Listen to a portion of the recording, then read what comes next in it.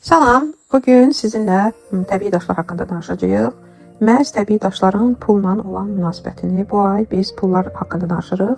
Gələn ay əlbəttə ki, hansı təbii daşın münasibətlərdə, sevgidə kömək etdiyi haqqında danışacağıq. Ondan sonraki ayda da hansı təbii daşın bizi qoruya biləcəyini, negativ enerjini götürə biləcəyi haqqında danışacağıq. Birinci, ilk olaraq bilməniz olduğunuz bir şey var ki, insanın doğum xəritəsində doğulduğu andan etibarən onun həyat boyu maliyyə axınının necə olacağı barədə məlumat var. Yəni bir insanın milyonçu olaraq doğulub doğulmayacağını görmək olur. İstər astrologiyada, istər numeroloji analizlərdə bunu bilə bilərsiniz. Astrologiyada ikinci ev və 10-cu evə baxdığınız zaman diqqət yetirdiyinizdə oradakı planetləri gördüyünüzdə, əsas da orada Yupiter və yaxud da Merkuri planetləri güclüdürsə, bu insanın daha çox potensialı var deməkdir. Amma sizdə bu potensial yoxdursa belə, təbii daşları istifadə edərək maliyyə axınının çoxalmasına səbəb ola hərəkətlər edə bilərsiniz. Məsəl üçün, hansısa daşlardan istifadə edərək, onları düzgün kodlayaraq maliyyə axınını çoxalda bilərsiniz. Birinci, ən yaxşı maliyyə vəziyyəti düzəldən daş sitrindir. Sitrin limon sarısı rəngdə olan bir kvarts növüdür. Təbii olması önəmlidir. Bəziləri ametist daşını şüalandıraraq onu, bənövşəyi rəngdə olan ametisti şüalandıraraq ondan yalancı sitrin yaradırlar. Bu, sintetik olduğu üçün həmin effektə enerjiyə malik deyil. Ona görə də həqiqi, təbii sitrin daşını tapmaq lazımdır. O sarı, zəif, sarı tonlu olan daşı. Sitrin daşından nə əldə etməyə olar, onu deyim sizə. Əgər sizdə sitrin daşı varsa, bu sizə müştərilərinizin çoxalmasına, artmağına kömək edə bilər. Əgər ticarətlə məşğul olursunuzsa, daha çox sizin mağazanıza və yaxud da sizin işinizə ziyarətçi, alıcı gələ bilər.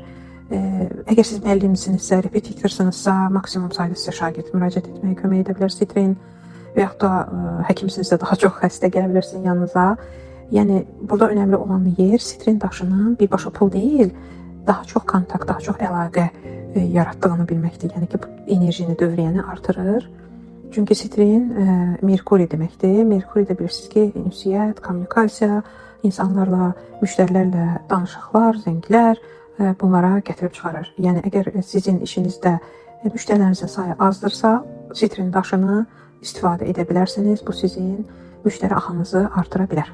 Amma bir şey də var, əgər sizin potensialınızda bu qədər sayda insanla çalışmaq yoxdursa, əlbəttə ki, bunun altından da qalxa bilməyəcəksiniz. Burası çox önəmlidir. Başqa sitrin sizə necə yardım edə bilər? Əgər sizin bir eviniz var, bu evi satmaq istəyirsinizsə və yaxud da daşınmaz əmlak satışı ilə məşğulsunuzsa və yaxud da maşın alıb satırsınızsa, o zaman konkret bir proqram verib bu sitrin daşına ki, hansısa tarixə qədər bu məbləğdə bu ev satılsın, o evə qoya bilərsiniz sitrin daşını. Yəni, satılmayan ev, kirayə verilməyən ofis, bu yad və yaxud da ev kirayə rahatlıqla verilə bilər. Sitrin daşı haqqında bu qədər. İkinci daş Heliodor daşıdır. Heliodor daşı beril qrupuna aiddir. Bunda da sarı rəngi olmalıdır. Sarı rəngi artıq yəqin ki, seanslarımızdan bilirsiniz ki, 3-cü çakranın rəngidir. Manipuranın, yəni iradə, disiplin, kontrol, güc burayla bağlı bir şeydir. Bu Heliodor daşı daha çox böyük pullarla işləyən insanlar üçündür. Yəni ki, bu xırda 1-2 nəfər işçisi olan insanlar deyil. Hardası bir 10 min, 20 min, 30 min işçisi olan iş sahibləri ilə daha uyğun gəlir. Yəni rəhbərlər üçündür, böyük məqamlarda, yerlərdə olan insanlar üçündür, böyük maliyyə axınlarını idarə etmək üçündür.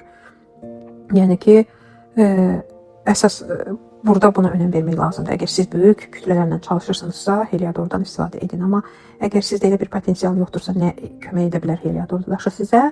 Ən yaxşı halda sizi həmin o 30 min, 40 minlik şirkəti olan insanlara yaxınlaşdıra bilər. Amma sırf sizə pul verəcək deyə bilmərik bu daşın. Üçüncü daş zümrüd daşıdır. Zümrüd daşını şəxsi həyatla bağlı ayımızda da danışacağıq. Bunun haqqında çox önəmlidir. Çünki ikinci çakranın enerjisinin çoxalmasına kömək edir zümrüd. İkinci çakrada yaradıcılıqdır. Ən çox qadınlara uyğun gələn daşdır zümrüd daşı. Nəyə görə? Çünki qadında yaradıcılıqla bağlı enerjini artırır. Əgər siz, məsəl üçün, əl işi düzəldirsinizsə, rəsm, sənət, qaleriya fəaliyyəti ilə məşğul olursunuz, ümumiyyətlə, incəsənətlə bağlı sahədə çalışırsınızsa, zümrüd daşı sizə bir pul gətirə bilər. Çünki burada Venera planetinin enerjisi qoşulur. Bu da çox böyük pullar deməkdir. Numerologiyada buna 3 enerjisi deyilir, şəhzadə enerjisi. Bu da çox böyük pullar deməkdir. Yəni, qadının yaratdığı bu qadınlıq enerjisi, dişil enerjisi sayəsində bolluq deməkdir.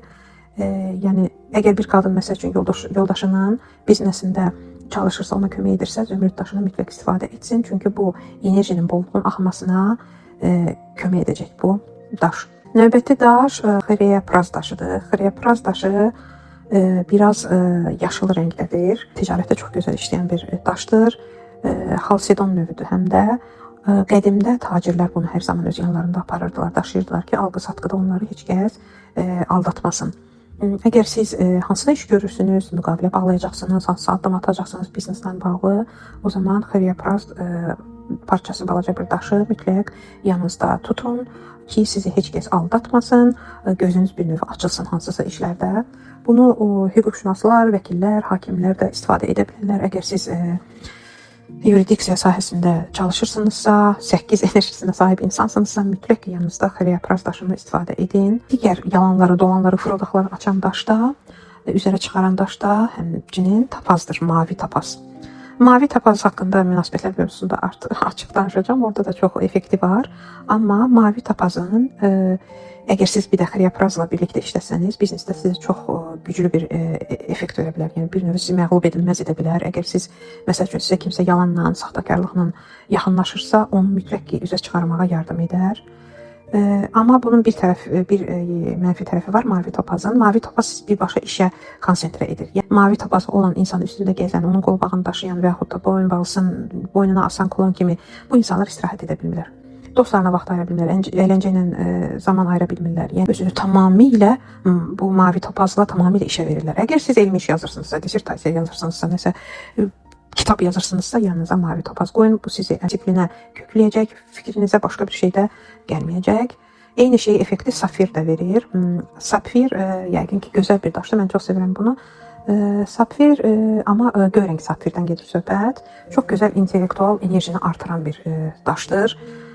Əgər siz istəyirsinizsə ki, qeyri-adi ideyalarınız olsun, gözəl əsərlər yazasınız, ortaya böyük, gözəl yaradıcılıqla bağlı istər olsun, istər beyninlə bağlı olsun, hansısa əsərlər ortaya qoyasınız, o zaman safiri istifadə edin. Amma bu sizin münasibətlə bağlı fokusunuzu yayındıra bilər. Yəni, alimlər, özünə qapanmış, hansısa proqramistlər, onların hər birində uyğun gəlir safir daşı. Amma safirin bir mənfi tərəfi də var ki, şəxsi həyat o zaman alınmır.